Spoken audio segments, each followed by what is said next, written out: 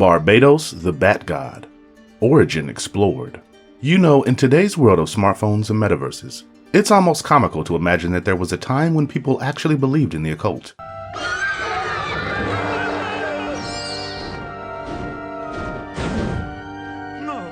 Now we're going to patiently wait for the ghost of Solomon to smite us for calling him a demon. But this ancient Abrahamic figure isn't just renowned for being one of the wealthiest kings of years lost to the sands of time, or having the favor of Yahweh himself. As time progressed, his legacy regressed, shall we say, and Solomon came to be associated with the occult and demonology. Our normal element. Are you talking about magic? Then we have to find John Constantine. Fans of the Ari Aster film Hereditary will recognize King Paimon, the tongue-clicking, wig-splitting demon king of hell who terrorizes the Graham family.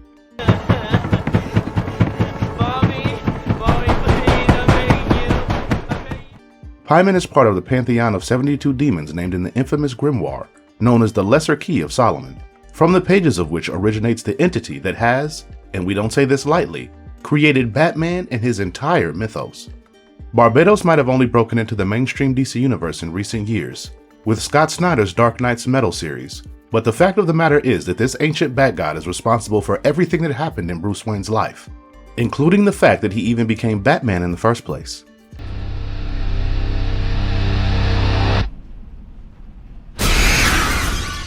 Who is this ancient creature inspired by actual occult mythology? What is his purpose in the vast and colorful expanse of the DC Multiverse? And why is he obsessed with using Batman? We'll answer all that and more in this video. This is Barbatos, the Bat God's origins explored. Before we go into our explanation, we have a very small request. If you like our content, please support us by subscribing to our channel. This is a small click for you, but for us, it means a lot. Thank you, and let's begin.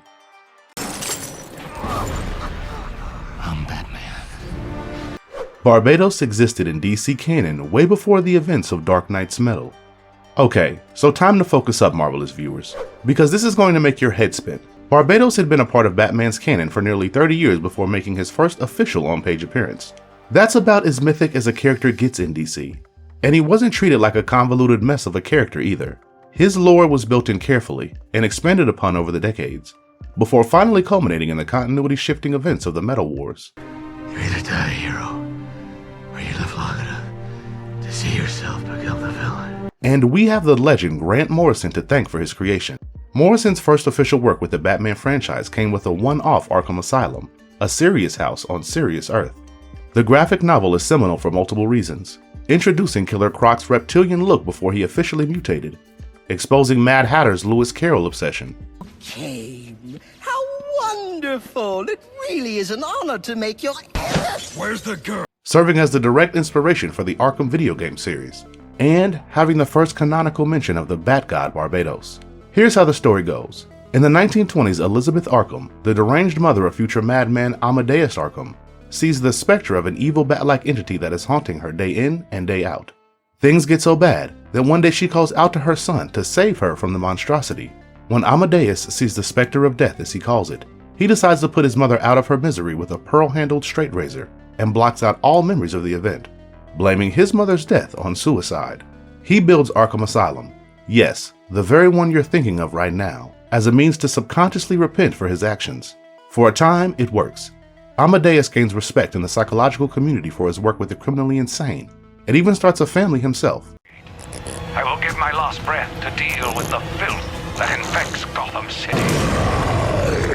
But all roads lead back to the darkness in the Batman-verse. So one of his inmates kills his wife and daughter, which finally drives him insane. He becomes obsessed with binding the spirit of the bat with ritual and sorcery, and is eventually confined in one of his own asylum's cells, where he etches the runes and incantations with flesh and nail. These spells are found by a certain Dr. Cavendish in the present, who associates Batman with the evil spirit of the bat, and takes on the personal mission of purging him from the world. He orchestrates a riot at Arkham, and lures Bruce into the old bedchamber of Elizabeth Arkham to kick off the ceremony.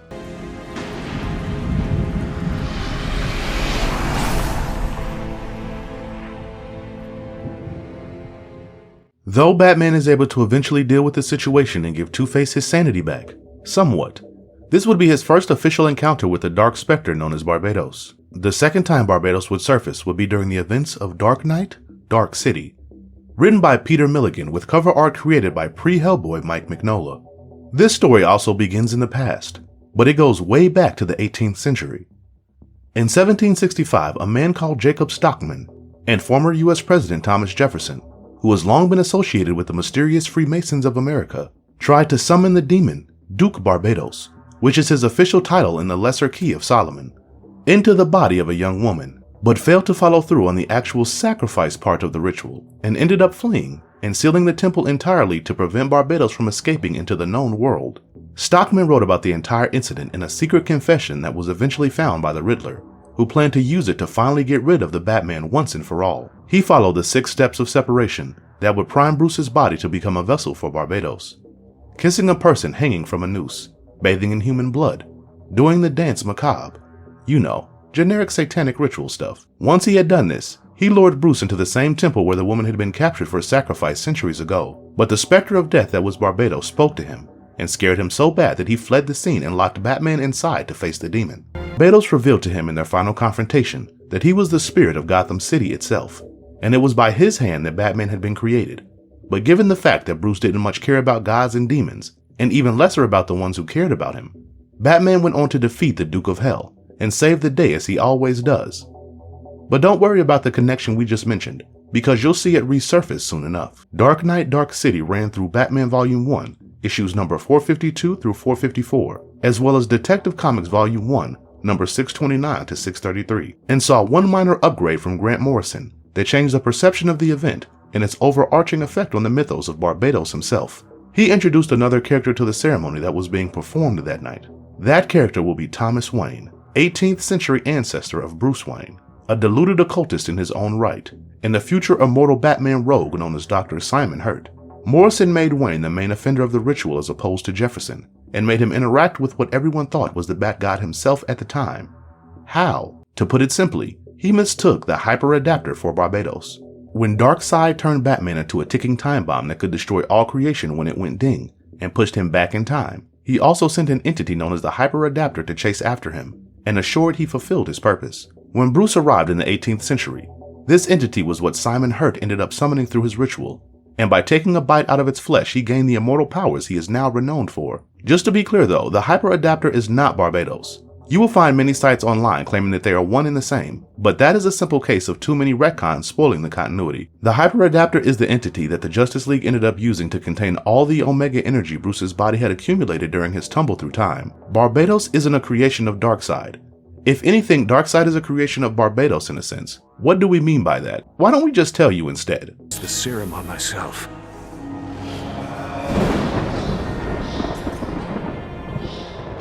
The true origin of Barbatos, the Bat God that created Batman. So for a long time, the concept of the DC Multiverse was set in stone.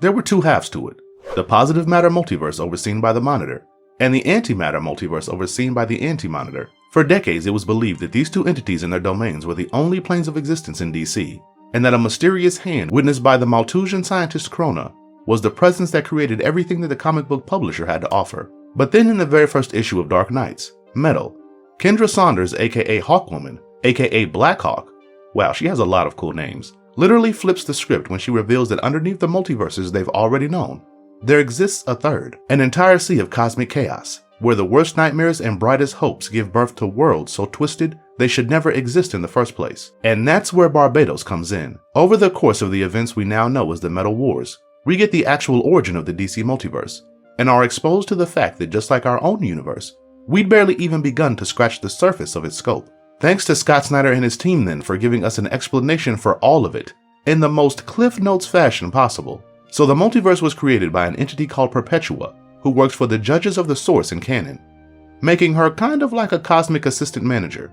Her job was to create this multiverse, ensure its stability, and then leave so it could grow and figure itself out by itself. You know, like any normal multiverse. So to accomplish this, Perpetua gave birth to 3 sons. We've already spoken of 2 of them, Marnovu the Monitor and Mobius the Anti-Monitor. But while their roles were more observatory, Perpetua's 3rd son got arguably the hardest job in the multiverse, that of fashioning entire universes from the cosmic essence of sentient life, represented by the fears and hopes of the populations that will arise within them. The 3rd son was called Alpius, but you might know of him as the World Forger. Alpius's role was as simple as we've described it here. He created stable planets out of the aforementioned ingredients and observed them for a while deciding whether to send them to the positive matter multiverse or the antimatter multiverse. The world forge itself was located in a realm of pure creation and possibility, but with the prospect of hope comes the prospect of corruption, and to keep that corruption in check, Albius created a great cosmic dragon who would devour any worlds that he deemed to be too unstable for ascendance. Does anybody want to guess this dragon's name? That's right, folks. Barbatos was the dragon. For eons, Albius labored at his forge and created stable universes while Barbatos devoured the ones that didn't pass the standard. But then the creation process became halted at 52 universes because the devourer's appetite for destruction had outgrown mere worlds. He wanted to feast upon the flesh of cosmic creation itself. So Barbatos slew his master and took his place, albeit with no intention of taking on his roles for himself. With Perpetua sealed behind the source wall for her transgressions against the Grand Cosmic Order, and Marnovu and Mobius engaged in their own endless rivalry, Barbatos allowed every world that rose up in that unnamed sea of creation to go unchecked, to rot, fester, and destroy itself within the place from which it was supposed to ascend. That's how this third realm of Perpetua's creation came to be known as the Dark Multiverse, and also how Barbatos, the Grand Cosmic Dragon, became its daemon ruler. He decided to take on a symbol that humanity has long associated with fear, disease, and death. He made the bat his personal sigil, but that's Barbatos' origin story explained, his connection to Bruce Wayne, and why it is important what our next section is going to address.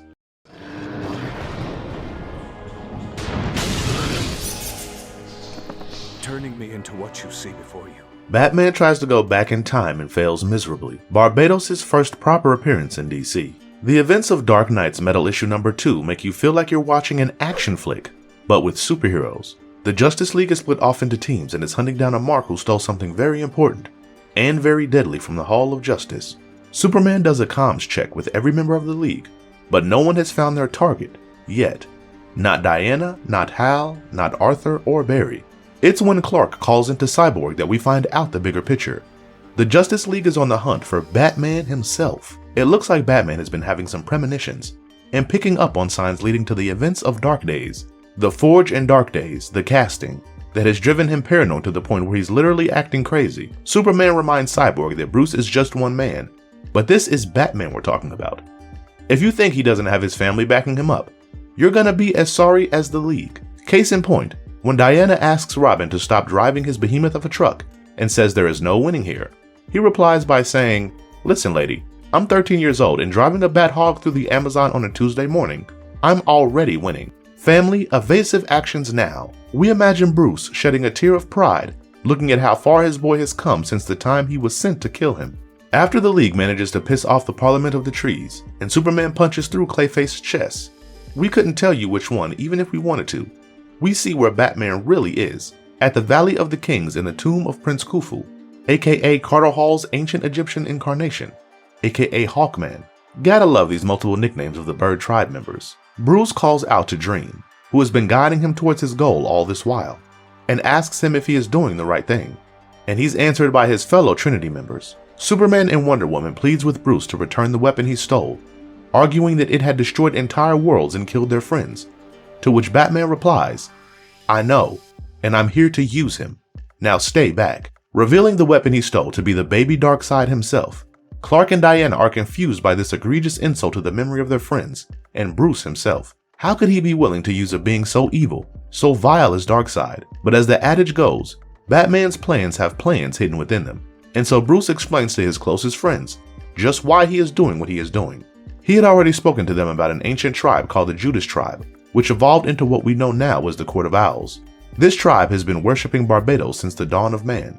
Now, they were preparing a vessel to accomplish his arrival into their world, because as we've noted before, Barbatos is a resident of the Dark Multiverse, and he cannot travel into the world above without mantling a certain person with heavy metals, electrum, dionysium, promethium, and nth metal.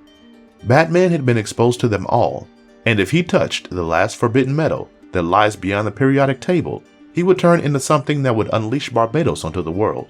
Batman has this idea that Barbatos saw him when he went back in time after the events of the Final Crisis, so he plans to do it again using Baby Darkseid's Omega effect and nip the problem in the bud. But there's only one problem, as pointed out by Kendra Saunders, who radios in as she flies to their location. They weren't in the tomb of Prince Khufu. They were in the tomb of Hathset, a worshipper of Barbatos and an ancient affiliate of the Judas tribe himself. Batman is taken unawares by the Court of Owls, who infected him with the final metal, Batmanium, and prepare for the final arrival of their dark overlord, who they hoped would deliver them riches and luxuries beyond measure. When the portal opened, they thought their god was reaching through. Instead, they were massacred by a band of rabid robins. Their hope of salvation dashed with the dust. Barbatos did emerge, but he didn't come alone. As Superman and Wonder Woman called out for their friend Bruce Wayne, they were met by not one, but 7 of the evil, twisted versions of their closest allies, who were born on the worst hellholes of the dark multiverse. 7 Dark Knights, whose origins we've discussed in detail in our channel before, links in our description, who represented the worst nightmares of Batman come alive, led by the demon bat god Barbatos. As these evil Batmen prepared to sap the life out of the positive matter universe and pull Earth Prime into the darkness, we asked ourselves the same question that Superman and Wonder Woman had. Where is Batman? The answer was revealed in the pages of the one-shot Dark Knight's Metal tie-in, Batman Lost. You try to hold me back, but you're weak. Old Man Bruce's nightmares live tortured lives in the dark multiverse. How Barbatos is connected to Batman. Batman Lost opens with an apparent time skip. Bruce Wayne is much older here, nearly 80 years old, and has managed to create a family of his own, though the only person we really meet is Janet, his granddaughter. Janet asks her grandpa if Bruce was a Batman story. Bruce casually remarks that half of them contradict each other, but all of them happened nonetheless. Janet picks out her favorite Batman adventure to listen to, The Case of the Chemical Syndicate, which, fun fact, is also the very first appearance of Batman ever, thanks to it being included in Detective Comics issue number 27, which was released all the way back in 1939. Bruce starts reading the story, but he notices that some of the details don't add up at all. For instance, he doesn't recall there ever being blood on the window of the house he was investigating, but it was mentioned in his own personal records here. His granddaughter urged him to read on, so he shook it off and attributed it to the fog of old age, and continued. As the comic goes on to describe a rather Hitchcockian scenario with the birds, Bruce realizes that everything he has been recalling so far is an illusion, and then he gets pulled into another. He's transported to the dawn of time, just as he was during the events of the Return of Bruce Wayne issue number 1. In that issue, Bruce encounters a tribe of men called the Deer People, and inspires them, alongside rogue elements of the Bird tribe, to create a brand new tribe of humanity. As the Man of Bats, he became the inspiration for the Bat tribe, the tribe of Judas, and it was during his exploits through the Stone Age that Barbatos first glimpsed him. Intrigued by the fact that this human displaced through time had made his sigil of fear into a symbol of hope, Barbatos selected Bruce to become the wagon upon which he would arrive in the known multiverse. Now, Bruce watched his ancestors kill members of the Bird tribe in a battle, and he saw Hathset and Hawkman collide in the first of their many eternal encounters. A mystery woman touches Bruce with the hide of a giant bat, and he's transported to an alternate reality where he somehow became a villain, and his own son Damian tries to kill him. He breaks through the illusion and enters another part of the journey through time. This time, he revisits the events of Dark Knight and Dark City and is playing the role of Simon Hurt himself. Jefferson begs him not to go through with it, but the sacrifice their order had made for the ceremony of the bat rises and tries to compel Bruce to open the window. When he breaks through his illusion, he ends up in a reality where Batman went all in on his contingencies and the people turned on him, electing the Joker as their mayor and killing everyone affiliated with the bat symbol. Green Arrow and Batwoman urge him to run away, but by now Batman has realized that these are mere tricks being played on him by the Dark Multiverse and Barbatos, so he decides to continue climbing. This time he ends up in the timeline of Alan Wayne and observes the mysterious meadow that has been lining all of Gotham through an owl-shaped telescope.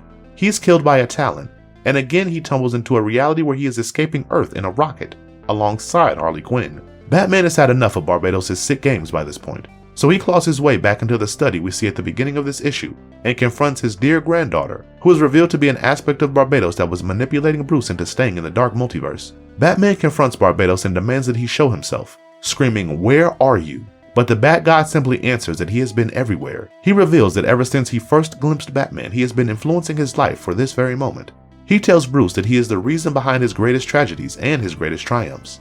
He tells the world's greatest detective that all his investigative triumphs were not because of his inhuman wit, but because of Barbatos' will. He tells Bruce that he was the bat he saw that night he decided to become Batman, and when Bruce Wayne refuses to believe what he perceives to be Barbatos' lies and finally breaks through the window, he realizes to his deep personal horror that he was in fact right. Every alternate reality we mentioned here isn't a possible future that Bruce was experiencing. It was a real world in the Dark Multiverse. and Barbatos gave him but a taste of his true undoing. Barbatos revealed to Bruce that there were thousands of worlds, whole galaxies that existed in the dark multiverse thanks to Batman's paranoid and fearful nature. He tells Bruce the ultimate truth that he doesn't want to hear, that he is the reason for his invasion, and that no matter how hard he tries to deny it, this thing will always ring true for Batman. He is a predator, holding himself back with extreme caution and prejudice. When those restraints break, he will transform into a being of unfathomable evil and destruction. Bruce is traumatized by these cosmic revelations. As Barbatos revels in his pain and suffering, he begs the Bat God to send him back to his dream, which he happily obliges. The last few panels of Batman Lost show us Grandpa Bruce back in his study, with Janet waiting for another story from him, as the real Bruce Wayne is strapped to a device in the dark multiverse that saps him of his very life essence. He's causing severe damage to the space-time continuum. The degradation is increasing exponentially. Batman Lost, Batman Found, Batman Too Late, How Barbatos Conquered Prime Earth. While Bruce was being used as a battery in the dark multiverse, the rest of the League was searching for all traces of the heavy metals he'd spoken of to prepare for the eventual conflict with Barbatos. Well, the rest of them except Superman, who traveled into the dark multiverse to save Bruce, but became trapped as an energy source himself. Now that Batman had realized what Barbatos had done to him during the events of Batman Lost, he was wide awake, pissed beyond measure and surrounded by evil supermen, one of whom had killed Bruce in his world and taken on his mantle as Batman. But Bruce knew his best friend better than he knew himself and managed to escape with Supes in tow thanks to Daniel the Dreamer. Meanwhile, the JLA was converging every known location of nth metal in the multiverse. Atlantis, Thanagar, the Rock of Entity, basically any place you can imagine being super secretive within the scope of DC. Each of them reach their marks, but something terrible unfolds when they do so. Aquaman finds the tomb of Arian desecrated with murder. When he arrives to the secret spot, with Deathstroke, Green Lantern, Mr. Terrific, and Plastic Egg are held captive by Starro the Conqueror, and Animar Sin on Thanagar, who plan to use their Phoenix cannons to obliterate the Earth instead of saving it. And Wonder Woman and Dr. Fate are forced to fight Black Adam and Kendra Saunders at the Rock of Eternity in a duel over the cosmic brain of the Anti-Monitor. The common thread connecting them all? You guessed it, Barbatos. The Bat God had managed to infect the very people who were trying to save the world from him. And that was something Batman and Superman would find out as well. Daniel took them into his own library and told them the story of the multiverse and the creation of Barbatos. He then told them that the answers they sought were at the Forge of Worlds. Batman wonders if it's the nth metal that they seek, but Daniel tells them it's something much more, the metal of all creation itself. He opens a portal for them, but Bruce hesitates. Barbatos and his experiences with the dark multiverse have left him a broken husk of a man. Clark asks him to look for inspiration wherever he can, and that's when he recalls his son Damian and his family whom he has lifted up with him over the years. He is filled with wonder when he thinks of them, and says to Clark that they will be better than he ever was. Superman says it's good to have him back, to which Bruce replies, "Don't get sappy on me, Kent. I'm Batman. Let's do this thing." But perhaps it would have been better if he had taken a moment to allow his emotions to be expressed to their fullest extent, because when they arrived at the Forge of Worlds, they found it dead cold, and to their ultimate horror, they weren't alone. Batman remarks that Carter Hall's journal swore that the Forge was a place of creation, but as it turns out, he was wrong. The long-lost Hawkman emerges from the shadows, mutated into Barbatos' Dragon of the End, and confronts his two old friends as the world above continues to fall to the Bat God's dark nights. Coastal City, Central City, Amnesty Bay, Metropolis, they had all fallen to his evil Batman, and Barbatos himself lounged upon Challenger's Mountain, getting periodic updates from the Batman who laughs, waiting patiently to release his anti-music and sink all of creation with him into the darkness. Again, to find out more about these dark nights, check out the links we have provided in the video's description. We promise you won't be disappointed. What makes Barbatos a godlike entity? As we have mentioned before, Barbatos is one of the very first beings to populate the multiverse. He came before even the Maltesians did, and so that automatically makes him one of the strongest beings in existence at the time of the Metal Wars. What makes him a godlike entity? Well, the simple fact is that he was created by a god, as a god, for a godly purpose. Barbatos was fashioned out of the essence of creation by Alpius, the World Forger, as a guardian and a check and balance system for the endless potential of sentient life. But his role as a devourer of the world eventually ended up corrupting him, and he killed his own creator, ostensibly forcibly replacing him in his role as a creator god. But Barbatos himself never tried to forge a world. He simply let the chaotic creations of the dark multiverse grow, fester, and decay in an endless cycle of making and unmaking. As a cosmic dragon, his physiological limits are far greater than any before him. He can withstand blows from any being in the world and isn't vulnerable to the nth metal that is lethal for most residents of the dark multiverse. In fact, even element X, which is supposed to be the pure metal of all creation, isn't enough to take him down, as evidenced by Hawkwoman's failure to kill him by ripping through his supposed heart. On top of that, Barbatos is nigh omniscient and can peer across the veils that separate universes. His hand can corrupt even the purest of souls, as witnessed by his temporary binding of Kendra Saunders. Barbatos' anti-music produces a vibration of frequency so incomprehensibly powerful that it almost sunk Earth Prime, the literal fulcrum of all sentient life in DC, into the dark multiverse. Had it not been for the combined efforts of an Element X empowered Justice League and the trace amounts of this purity that they had harnessed from all lives populating Earth Prime, they might have never been able to overwhelm the Bat God at all. There is something to be said about a being so powerful that only chains fashioned from the metal of the Forge of Worlds can hold him back. That something is the word terrifying.